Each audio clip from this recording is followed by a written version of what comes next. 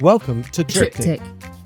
Three friends having a chat about three artistic masterpieces, making connections for modern life. Hello, and we're all very excited here at Triptych HQ to launch our podcast with this very first episode. And as will become very clear, this is a podcast of threes. Now, I think we'd all agree that life is pretty confusing at the best of times. But one of the things about the world's artists, it seems to us, is that they're so often the people who notice things that other people fail to notice. But not only do they notice, they're also gifted and equipped to be able to communicate what they notice. And so that is why it seems to us it's very sensible to pay attention to what they're saying. And so that's what Triptych is all about. And I'm joined by two very good friends, all the way from Kingston. Hello, Joel. Hey, Mark. Good to be with you. What's the weather like there today? It's actually a little cloudy this morning, and it's morning for me when it's afternoon for you guys. So in these months of the year, it's a little bit cooler. So grateful for that change. I have to say, I'm quite pleased about that. Oh, thank you. I mean, I know it's a lot cooler for you guys. In fact, it's been very cool today. I think it's only barely got above freezing where we are when I took the dog for a walk. Oh, dear. I guess you can't really imagine that. Well, I've been there just a couple times in my life, and I don't want to go back there. I'm content with the tropics.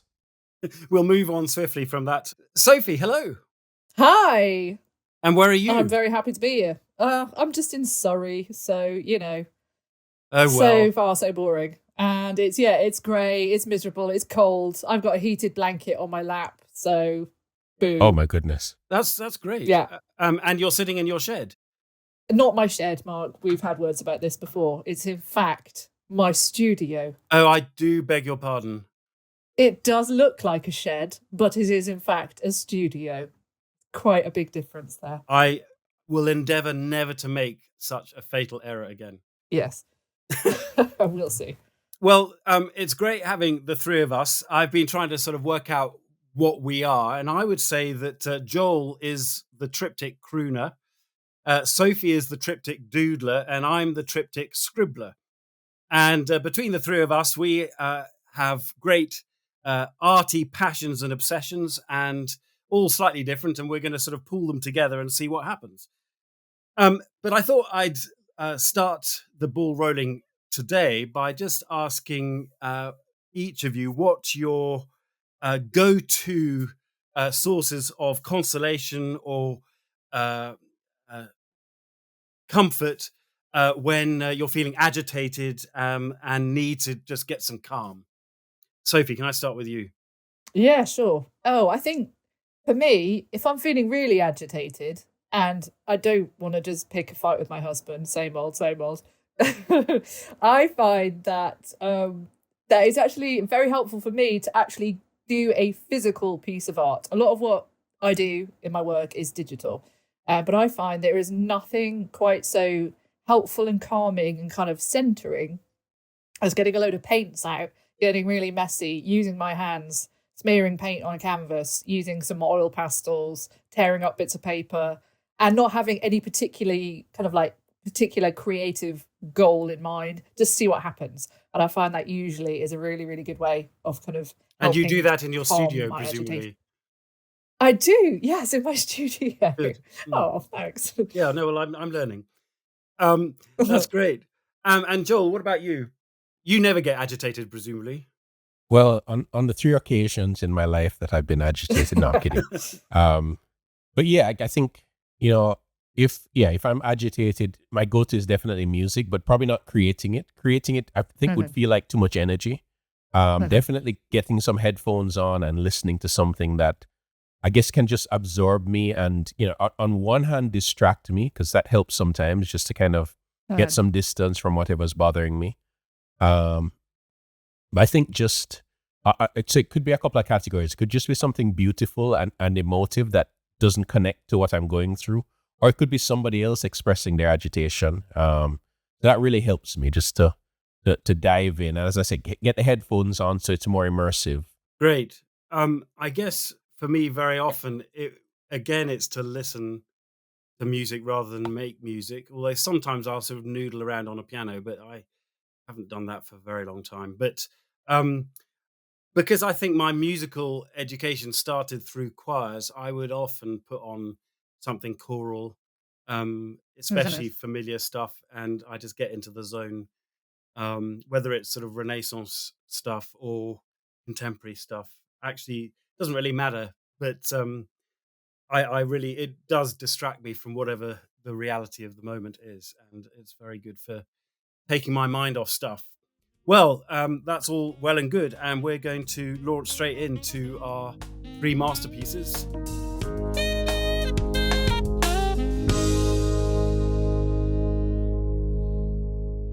I get to kick us off, and my masterpiece is The Greatest Night in Pop, which from its title could be deceptive. It's not a concert, for example.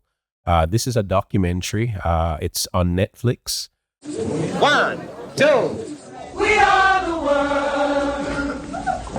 We are the children. The greatest artists of a generation came together to save some lives. Must be in a dream, huh? Come on. But we only had one night to get this right. We just thought we'd pull together as many artists as we could and figure it out. Bob Dylan, Stevie Wonder, Paul Simon, Cyndi Lauper, Bette Midler, Billy Joel, Steve Perry, Willie Nelson. I think we have Tina, Sheila E. Diana Ross. Everybody was there. It was released in 2024, and it is about the recording of the charity single, We Are the World. I think if you're above a certain age, you couldn't help but know We Are the World, whether you like it or not, and we'll probably get to that later on. But we're not talking about We Are the World itself. We are talking about this documentary, which chronicles the process of how that single came about. And I have to say, it's a fantastic documentary. It's very well paced. If the story wasn't interesting, the documentary certainly makes it interesting, just in the way they tell the story of how this whole initiative started. The main host or the main voice you hear just telling the story is Lionel Richie, who was one of the artists who was integrally involved in pulling everything together, he and his manager. We Are the World was inspired by the Band-Aid single out of the UK, Do They Know It's Christmas? And what was going on in the world at the time was there was this significant famine in Ethiopia, and Ethiopia is a large and populous country. And Western artists were getting interested in what they could do to get involved in famine relief. So We Are the World was a collaboration between, I think it was 46 pop stars from the US, from all kinds of genres. It's fascinating when you think about the number of genres involved, from country to rock to R&B to folk. I mean, it really was a mix of artists, and a very strange mix of artists when you think about it, coming together to record this single. But the documentary, as I was saying, tells the story of all of this, and just the chaos of it, just all that happened, because this all needed to be recorded in one night. Because how do you get all of these people together to coordinate the schedules of 46 pop stars? So what they did was, on the night of the American Music Awards in January 1984, after the awards, they got everybody to a studio. They couldn't publicize this because the press would have gone crazy. They kind of just whisked them off. People didn't necessarily know where they were going until that very evening. And they all came together not knowing what they really were doing, and kind of getting this brief now in terms of what they're doing, and trying to, herd, like, it's like trying to herd 73 cats or something like that, or just 6 pop stars, to get them to collaborate, to create this. Yes, cats with egos and distinct personalities and haircuts even, to get them together to create this single in order to raise money for famine relief. So that's what I'll say for now. I guess we'll get into some details as we go. But what do you guys make of it? Oh, I thought it was a great documentary. I mean, of course, I was only but 3 months old when this all happened. Of course. So you do remember it then, Sophie? Come on. Yes, as a 3-month-old. But I loved watching it. I mean, I'm familiar with all the artists anyway, because they were all absolute legends. I mean, we have Stevie Wonder, we have Michael Jackson, we have Bruce Springsteen, we've got Lionel Richie, we've got Paul Simon, we have Cyndi Lauper. It's crazy. So many different people. And it is really interesting seeing all of those egos in one room. What's fascinating is that you might kind of assume they'd all be kind of strutting their stuff, but actually, without all of their kind of personnel around them, it's just them in the room. They're actually a little bit intimidating, a little bit cowed and a little bit reticent and a little bit in awe of the other people around them. I think that's kind of, you see that at one point, which is kind of adorable, where Diana Ross goes up to, who is it? One of the other artists, and is like, I'm your biggest fan. Can I get an autograph? And then they all start swapping autographs and getting, and I think it's such a sweet moment that they're actually big fans of each other and they kind of don't want to look bad as they're singing. So it was really cool to see, and to see how that Lionel Richie and Quincy Jones both had a job, not just to kind of organize the night, but to kind of be their psychiatrist, is it like kind of really help everybody feel comfortable. You saw like what a feat it was to do, just to try and get the best out of everybody when they're all a bit nervous and also really tired, because they've just come off the back of, a lot of them have been to this music award ceremony, so they're all a bit and it's knackered. Overnight. It's through it's the overnight. night. They're literally recording at 4 a.m. and like having to do take after take, because it was all analog. You know, they're rewinding reels of tape. So yeah, it was really cool. What stood out to you, Mark? Well, I love the documentary, and there were some hilarious moments. Cyndi Lauper with all her jewelry and bangles and bracelets and things that were clearly I related interfering. to her on a spiritual level. Clearly interfering with the recording, but it took her a while to realise, even though she had all this sort of gold and silver dangling everywhere. One of the best moments was Bob Dylan, who looked completely spaced and out of it and really didn't know what was going on. And it took Stevie Wonder to do an impression of the way Bob sings for him to be able to work out what to do. But they're also... We are the world! You do that really well. Well, it's not bad for a 3-month-old. That's a lot of vocabulary. Yeah.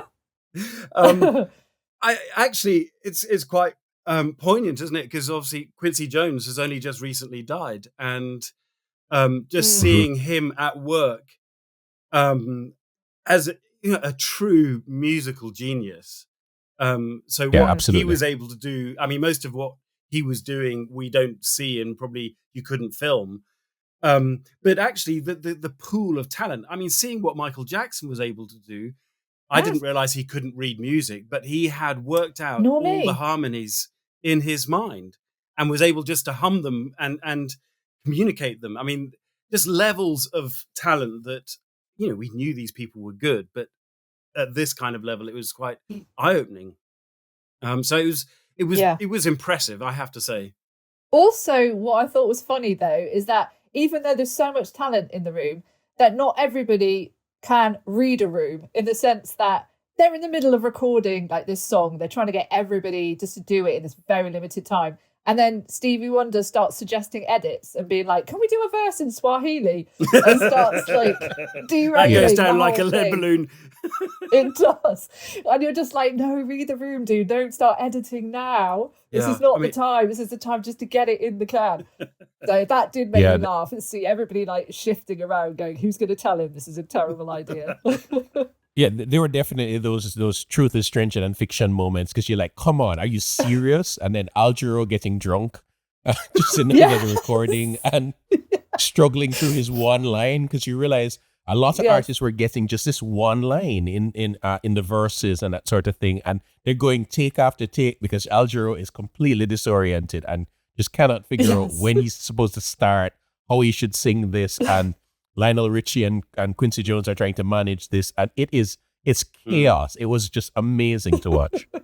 The slight difficulty I had is that I really don't like the song, and I know that's probably a bit unfair. I hadn't realized how last minute the whole compilation was, and they were sort of figuring out lyrics as well as musical structure even on the night. So that was amazing. But and the whole idea of Western pop stars raising money for Africa, I think things have moved on, haven't they, these days? So that it's much more controversial, and well, I think the word is problematic these days, isn't it, for doing this? But there's no question of the sincerity and intensity and passion that came about, and I think that's what you come away with at the end of the documentary, is that these people, they had experienced something very unusual.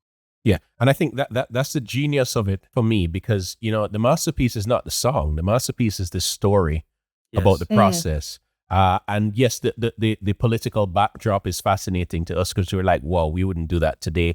Even the technological changes are fascinating to us because you're communicating in 1984, and this is not cell phones and instant messaging. This is we're sending a fax, we're sending over packages via FedEx or something like that. So you have all of that background to this whole process. But yeah, just this act of collaboration, this act of creativity, this just story of leadership that just makes such a fascinating, it's so fascinating in the telling. Yeah, it took a huge amount, I think, for Lionel to do that, because he had a huge amount on his plate because he was hosting the AMAs. So it's Lionel now, is it, Sophie? Yeah. Me and Lionel, we go way back. Okay, right. They're close. He held her at 3 months. Yeah, I was going to say, my babysitter. Keep up, Mark. Yeah, it took a lot. He was establishing himself as a solo artist, having left the Commodores. He won a huge amount of awards that night. And I think it would have been very easy for him just to be like, oh, this is kind of too risky. This is a lot. But I think he really saw the value in what they were trying to do. And so really, really pushed to get this done. So I thought that was quite cool to see, like him seeing what an important project this was, something bigger than him and his career. Yeah, and just a notable moment was just him going home after the recording.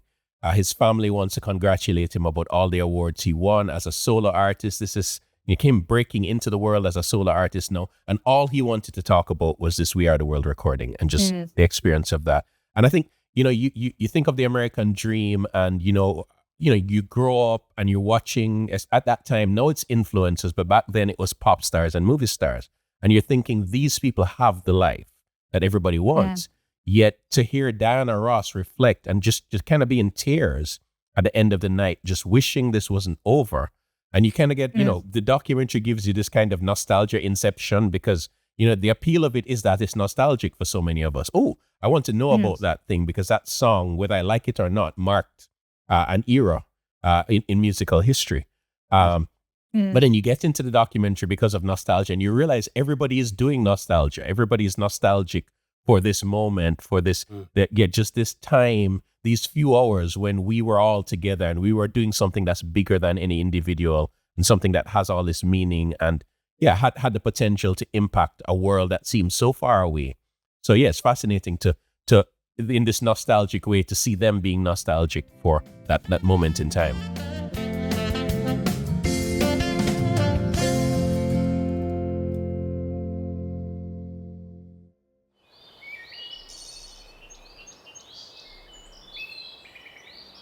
The Bright Field by R.S. Thomas. I have seen the sun break through to illuminate a small field for a while, and gone my way and forgotten it. But that was the pearl of great price, the one field that had treasure in it. I realize now that I must give all that I have to possess it. Life is not hurrying on to a receding future, nor hankering after an imagined past. It is the turning aside, like Moses, to the miracle of the lit bush, to a brightness that seemed as transitory as your youth once, but is the eternity that awaits you. R.S. Thomas was a Welsh poet who lived pretty much the whole span of the 20th century. He died in his 80s in the year 2000. I guess he was not the kind of poet who would have been comfortable coming on a podcast. I suspect he was someone who struggled with a lot of the developments of the century. He was a rural countryside pastor. He was an Anglican vicar, and all his working life was spent in farming communities in Wales. He was a fervent believer in reviving the Welsh language, and he really had a deep rooted sense of Welsh history, Welsh culture, and Welsh communities, which makes it quite odd that he would write most of his poetry, and in fact was published writing in English. So there are tensions even there, but he was a remarkably prolific poet and had many, many individual poems and collections published in his lifetime. I think he was probably quite a tricky bloke, not the easiest of people. I think suspicious, I guess, of outsiders, as small rural communities tend to be. And he would certainly have particular obsessions to do with modern life. So, apparently in one sermon, he railed against the arrival of fridges and how this was the end of civilization as we know it. So there was very much a sense of the lost heritage of countryside life when, technology and progress and, enlightened values, so-called, are making a profound impact on Welsh and British culture and the world. So that's the kind of background for this poem, The Bright Field. It's a short, pithy, punchy poem, but it's very, very powerful. And I think it really resonates today. I've seen this appear in a number of anthologies. And we're going to come and discuss some of the imagery because there's clearly biblical imagery, but it seems to resonate with people who have no faith or other faiths. And it really has made quite an impact. I wonder, Joel, whether you resonated with it or how you found it. Yeah, I mean, as you said, it's pithy. It's quite brief, but yeah, he does a lot in a few words, which is just one of the wonderful qualities of poetry. I think the imagery is compelling, both the kind of contemporary Welsh imagery, this idea of the sun breaking through to illuminate a small field, but then also grabbing these particular biblical images, the pearl of great price, Moses at the burning bush. Mm-hmm. Yes, I felt like there's this moment where he takes all of that and he says life is not hurrying on to a receding future nor hankering after an imagined past. And it just, it punches you in the gut, because I think all of us struggle with that. Just, I'm in a moment, but I'm not there. I'm not living there. I'm wishing for something that's not yet, or I'm living in that kind of regret or nostalgia, or wishing for the past. And so that keeps you at this point of, okay, so what is life? If life is not that, what is life? Yeah, I really think he hits something here, just in terms of, a way of seeing things, a way of embracing the moment, a way of looking for what's right in front of us that we can miss, just sometimes in our desire for other things. Wonderful. Sophie, how about you? You hail from these parts? I do. So I'm originally from Wales. I resonated from a a lot small with field what you said in about... Wales. Yeah. What? I originated Are you from a in small Wales. field in Wales? Oh, a small field in Wales. I live next door to a field. Okay, just trying to figure out exactly where we were. So yeah, I have been in many a small field. Most of my relatives are farmers, and it is true that kind of the rural mindset of being slightly suspicious of outsiders. So I married an English boy and took him back to the small village in Wales, and they were like, "Oh, right, so nice to have you back. Oh, married an English this guy? boy, is it?" Yeah, married an English boy. Oh, okay, wow. Did you sing a song about that? So I get the kind of Welsh mentality, and I see the fields in my mind's eye when I'm reading him talking about the sun breaking through and the absolute beauty of Wales. It's quite rugged. It's got a wildness to it which you don't see in England. You know, I think the Celtic countries have more of a, like Scotland, Ireland. There's more of a wildness. Yeah. It's true. And I love that.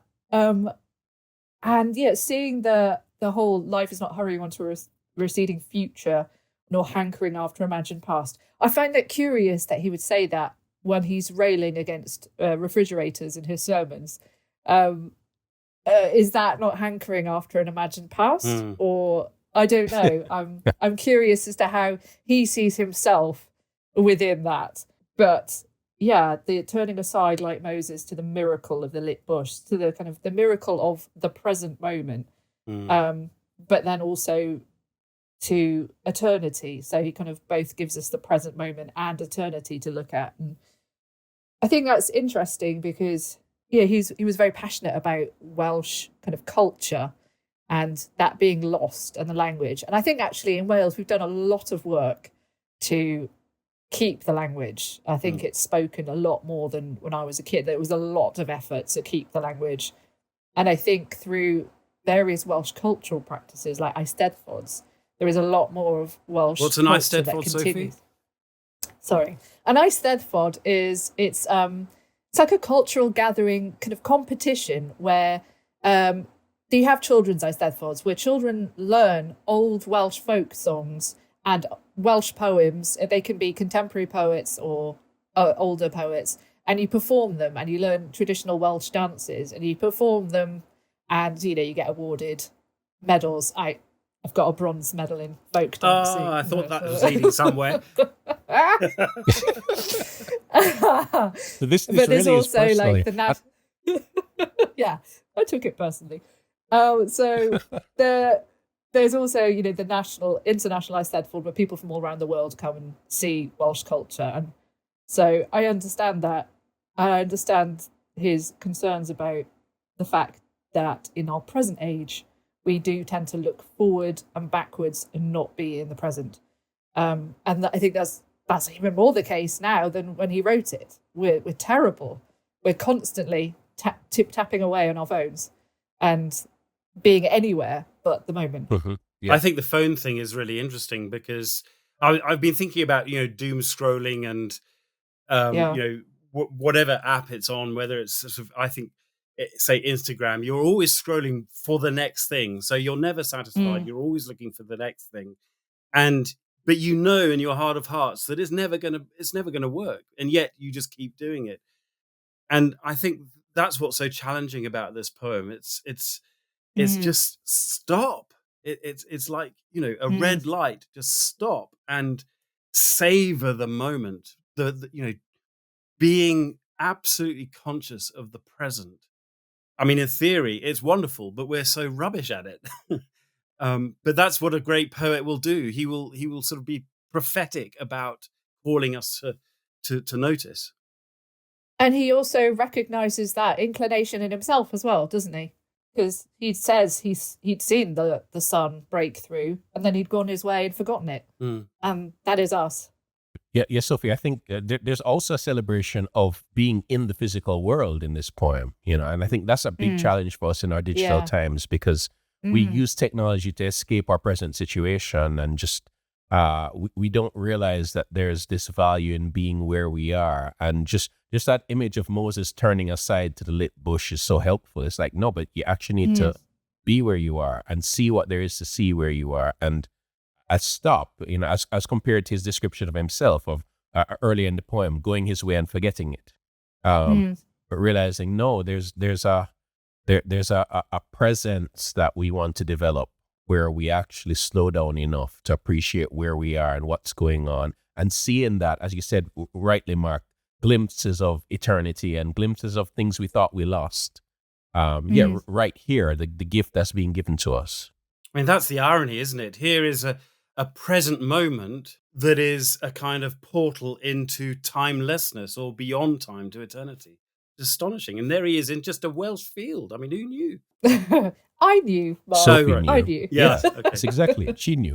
From birth, she knew. And I think, isn't it curious that when we were asked at the beginning of the podcast what we do when we're agitated, we all said things which were kind of bringing us into a moment. So it's, well, I mean, some of it can be escapism, but listening to music, you have to be engaged. You have to follow where the music is going. For me, it's not digital art, it's physical art. It's getting my hands messy. You know, it's, I think we will see the value that to calm agitation, it isn't having another scroll on Instagram. Oh, Right. That's Yeah. where I've been going wrong. That's where you're going wrong. Top tip from me.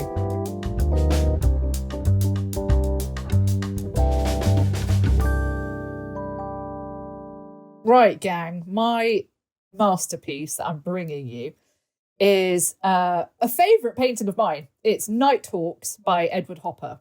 So it's a little bit about, it's an oil on canvas. It was made in 1942 and it's hanging currently in the Art Institute of Chicago. Did you say you'd seen it, Mark? Mhm. Or Twice. yeah, okay. Once in London, once in Chicago. Lovely, because it is an absolutely massive piece. I haven't seen it in real life yet, which I hope to one day. And it is an incredible piece of American realism.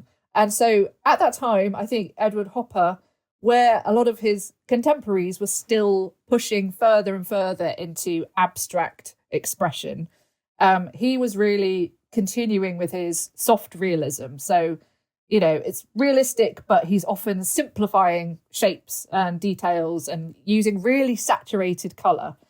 He's very big on using light and shadow in his paintings. So this painting, you probably would recognise it. It's showing a diner late at night and it's got 4 people in the diner. We're kind of approaching it as a viewer from the street, kind of looking into the diner. The night is very dark, but the inside is kind of almost clinically lit. And then we've got a man and a woman sat together, like at the counter. And the woman looks really bored. And the man seems to be talking to the waiter who's bending over to pick something up from behind the counter. And then we have this other shadowy figure who sat with his back to us. And it seems a bit sinister. Yeah, the man and the woman, they're sat together, but they seem very separate. She looks bored. She's holding like a matchbook and she just looks disinterested. And Hopper kind of said he probably unconsciously was painting the loneliness of a large city. So it kind of has that sense of like urban disconnect. It's kind of a little bit clinical. It's a bit sad. It's quite mundane, but it's still intriguing. So it's said that Hopper was influenced by the short story The Killers by Hemingway, and that it was Hopper who kind of influenced the kind of whole genre of film noir. And that really comes across in this piece because I really think you would kind of almost expect like under a street lamp, a cigarette to be lit and then a detective to start a little narrative going like, you know, she came to the city to be a star. She had moxie, this kid, but the fellas didn't like her. Something like that. You do that so well. Very like that, in fact. I think very, very like that. So yeah, there's a million parodies of this picture because it's so famous. I have one in my dining room, in fact, where it has the diner, but it's completely empty and there's just a cat sat outside. So tell me your impressions of it, guys. Mark, what did you think? Well, I'm glad we're talking about it. I love it. It is huge. I remember the thing that knocked me sideways by it was how green it is. It's so green. It kind of hums green, if that's possible. And the other thing that is mind-boggling is, you know, that the vast bulk of the diner is basically behind glass, and he somehow conveys something that's transparent in paint. And that has boggled my mind for years, because there are moments, particularly on the corner, you get this curved corner, you can see some reflections in that and so on. But on the straight bits, you kind of know there's glass there, but it's just tiny little touches that are almost invisible that suggest you can't just go straight through it. It's absolutely astonishing, just in terms of technique and what he's achieved, quite apart from the atmosphere and meaning. Hugely. How about you, Joel? Yeah, I mean, I was noticing not just the glass in the window, but there's like a glass on the counter, and just the detail he has in that. So yeah, I could imagine him working really hard on getting that right. So it definitely has this realism to it. It's just interesting the way he's posed his characters, kind of interacting but not interacting. Probably the most engaged person is the bartender. Kind of trying to lean in and serve his customers. It's fascinating that the street is entirely stark. It's just there's no one there. There's nothing there. You're looking across at a shop behind, and all you're seeing is probably what was probably a cash register on the counter. It is lonely for sure. It is, this kind of fishbowl frozen moment. What's fascinating is that because of how he's lit it, your eyes are so drawn to what's going on in this scene. So here you are looking at a painting, but looking through a painting into this diner. Yeah, and just it makes you wonder about the people there, and just what their stories are. And then especially the figure of this lone man he's the couple is there, somewhat connected, somewhat disconnected. They're just kind of side by side, but then there's this other guy with his back to you, and you know nothing about his story. And like, is he the detective who's investigating these people? Or Right. who is he? Why is he there? So yeah, it does draw you in for sure. Yeah, it's kind of interesting, isn't it, that we have this kind of goldfish bowl perspective. We're approaching it from the outside, and we're kind of wondering about these characters and kind of making judgments on what we think may or may not be happening. But because we have that perspective and that glass, we can't enter the diner. We can know no further. There are no answers. And I think, again, that's a really smart perspective to use if you're commenting on like urban loneliness, And actually, there are no doors. You can't get in, even if you wanted to. Well, certainly in the structure of the painting. Yeah. No, there is no door. Yeah, I know. I've wondered if it's like off screen or if that's, again, is that a purposeful choice by him not to have a door? We're kind of stuck outside and they're stuck in there. Another like depiction of like loneliness. And I kind of wonder if the man and the women have had a fight as well. I feel like she's wearing you notice that it's completely empty in the street. So I'm like, maybe it's because it's really late at night. So she looks quite glamorous. She's wearing a red dress. What are they doing in a really cheap diner? Maybe it's the only one open after recording We Are the World. Maybe. Certainly would be. Yeah, exactly. Yeah, I mean, there's no food either. Yeah, it's just interesting when you look at how he's painted the scene. The coffee cups, they're there, but there's just, they're not eating. They're sitting there. There's no evidence of conversation. So yeah, it is a stark, quite a lonely moment, kind of connected but disconnected. We're all sharing this space, but don't seem to be sharing any conversation. Yeah. I guess it's interesting that this is painted in 1942, so it's the Second World War, but it has the kind of feel of several years before during Prohibition, because this is presumably a milk bar or something like that. So there's no booze here, and as you say, it's pretty sparse and empty. So there's not a lot on offer except maybe a glass of milk or some milkshake or juice or something. It feels very familiar, and yet there's something unsettling and slightly uncanny and disturbing about it. It's enough of a world that we might recognize, and yet there's enough there that seems to be just off and wrong. So it's quite disturbing as sort of overarching effect. Yeah, because it's interesting because there's literally nothing happening. He's not painting an incredible historic event or something from classical literature or something. It's just people in a diner. And so that is super familiar to us, going to a cafe, sitting there. But it is unsettling. It is slightly disturbing. It's just this kind of, it has a quiet desperation about it. And I don't know if that's just his ability to be able to kind of show the human psyche through his choice of settings and his colours. And I think it really does. It shows that loneliness. He often captured the sort of dehumanizing nature of the urban environment, isn't it? So you often have isolated people with skyscrapers or big docks or whatever. Yes. And he uses like light and shadow. He was really obsessed with kind of getting light and shadow in his paintings done correctly. And often there are big kind of shafts of light illuminating his characters and drawing your attention to them. But then they're slightly inscrutable, the characters. But there's still some sense of kind of mundane sadness, which again, I think we recognize and are unsettled by, because we kind of know what that feels like, that slight boredom and sadness of life. I think in that sense, it's interesting what's not there. This is not, the kind of cheers scene where everybody knows your name and Right. are enjoying each other's company. This is, wow, okay, very mundane moment. The characters we can see, the couple facing us, don't look happy. They look bored or unhappy. And it's like, okay, so you almost wonder to yourself, why is this moment worth preserving? But I guess if he's getting at just the sense that our lives are like this, especially urban life can be like this, where, you wonder what was she expecting for our evening? And is this how it's ending? Kind of thing. Yes. All dressed up, nowhere to go kind of thing.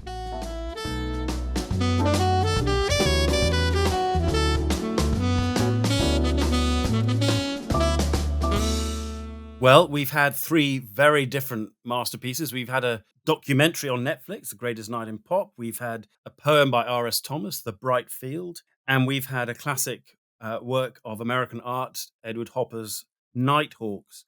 3 very different things. I wonder if either of you can see any resonances between them or things that link them up. I mean, I think just on a surface level, everything is capturing a moment. That moment might be a span of a few hours, or it might be just captured in the painting, this scene, or in the poem, just, reflecting on this lost moment and kind of pointing us towards not losing those moments and finding our meaning in them. So I think that in of itself is interesting, just our processing life as it plays out and what's going on in the moment that's worth seeing, that's worth holding on to. It's kind of interesting, though, with the difference of those moments. And I don't know what it is. Maybe we can tease that out as to what causes that. So we have the moment where all these artists are gathered together. And it does genuinely seem to have been a really special, bigger than themselves, kind of like precious moment for them. Like it felt like really life altering to some of them. They're like, it was bigger than the awards, than my career. It felt the important thing to do. And then you've got in The Bright Field, he's got this moment which he's talking about, a moment which feels kind of transcendent. He's seen the light break through. He forgot about it, but now he's reflecting and thinking, no, this is what it is about. And then we have this moment depicted in Nighthawks with this couple sat in a diner. But that moment is not transcendent or particularly precious. It's quite sad. It's quite bleak. So I wonder what it is that makes that moment bleak and sad and the other two kind of more transcendent. You could say that the recording studio with all these big names and all the hangers-on and technicians and stuff, there is a real sense of shared purpose and community in that shared purpose. So they know that the sum of these parts is so much greater, and there's a real sense of privilege about being just present, let alone part of it. It's fascinating in The Bright Field, he literally is alone.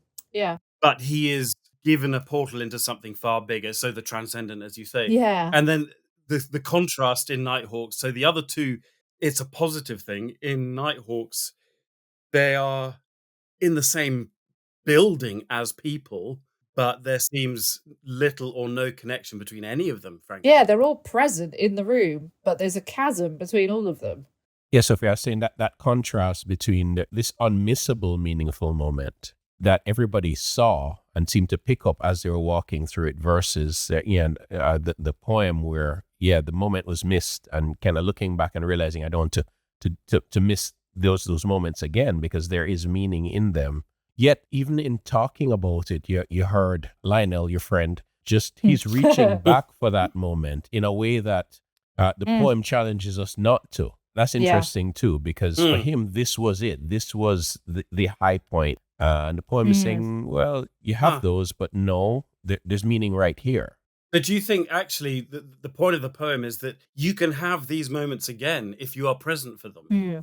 There's the anticipation of future liminal spaces where you've got contact with the transcendent. Maybe it might not be the sun coming out behind a cloud or something, but it could happen again. Whereas with the Greatest Night in Pop, that will never happen. Yeah.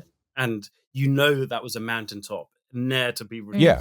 And again, nostalgia always can make things seem better than they were, as Aris Thomas says, hankering after an imagined past. Our memory sanitizes it.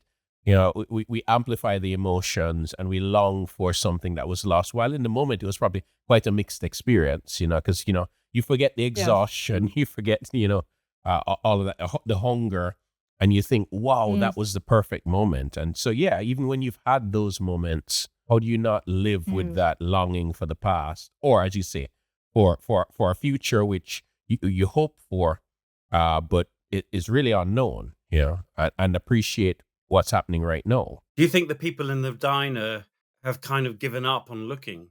That's an interesting question. I mean, when you think of urban life is about hopes and dreams. It usually is about why we're here and where we're trying to get in life. This moment of sitting and kind of looking at your fingernails, and you wonder if a big part of this is the disappointment, where that promise just has not been fulfilled in the lives of these people. Whether it's the relationship that they're in, or just their situation, or even what their hopes for that particular evening. You just kind of wonder if this, you talk about the loneliness, but I mean, that's hinted by the evening dress, isn't it? I mean, that's such a deliberate touch. You're going to some posh event. Yeah, she looks quite glamorous. It was actually his wife who was the model for his nearly all of his paintings. Yeah, which I quite like. She insisted, didn't she? Smart lady. She wasn't going to let any other models into the studio, that's for sure. So, but it does exude this kind of like quiet disappointment, though. And it's interesting. I mean, the others in the studio, they are, creating something really, really special. But individually, they are all at the height of their careers at the time. So there isn't that sense of personal disappointment exuding from them because they're reaching the pinnacles that they've been going for. And yet, obviously, the poet in the Brightfield, he's not anybody, but he still, reaches some sense of meaning and transcendence. It's interesting how our dreams and hopes and aspirations kind of interplay with how we come across. Yeah. I guess it's because there were no fridges in that field, so that probably helped. He probably didn't have any food either. Yeah. Like the people in the painting, he didn't have any food. And I did very much enjoy in The Greatest Night in Pop how all of the artists intuitively understood they were there pro bono, they were there as volunteers, apart from one guy who gave them an invoice. And they were like, no, they're not getting paid to do this. This is bigger than that. You should pay us. I think if there's a word that resonates, I suppose, is attention. That's the key thing with the Thomas poem, paying attention. And probably, I would imagine, particularly if it's an overnight thing, when these guys are in the studio, it's so intense. They're probably not paying attention because there's so many things buzzing around their heads. It's kind of glorious that there was somebody who could film it. They did think of doing that because otherwise that would have been completely lost. And, I knew about the song and I knew it existed, but I had no idea about what was involved in it. So that is one of the joys of the documentary, is that actually, no, we can pay attention to what they experience and get a sense of their wonder at it. And it's a complete lack of wonder and curiosity about Nighthawks. And yet the painter himself is glorying in the scene. I mean, he's reveling in the colors and the mood and everything. It's almost exuberant. Yeah, he's just a master at depicting it and understanding the human psyche. I mean, because I suppose, what we are watching in the painting are people who are hankering after imagined past or maybe chasing receding future. You know, we're seeing them in that moment, you know, maybe with regrets, maybe with sadnesses, thinking about what could have been. Yeah, and he's just displaying that in all of its kind of painful reality. So in that sense, it is a profoundly meaningful moment in his mind. So he's captured that, he's lit it in a certain way. He's drawn our attention to the mundane, the disappointing, the, you know, just that idea of urban life. Maybe in hopes that we'll recognize that as a part of the journey, but also in hopes that we'll not miss the moments. And it's fascinating in The Greatest Night in Pop, just how, you know, even though they were living the moment, they got to the end of it and realized, wow, it's always at the end they realized how tremendously meaningful this moment was. You know, they were enjoying things about it and struggling through things about it. But, you know, you get that sense, especially with Diana Ross, that I don't want this to end. Know that it's ending at this hard night of work, coming from the awards. We're staying up until the sun is rising. I wish I could hold on to it. I don't want this to pass.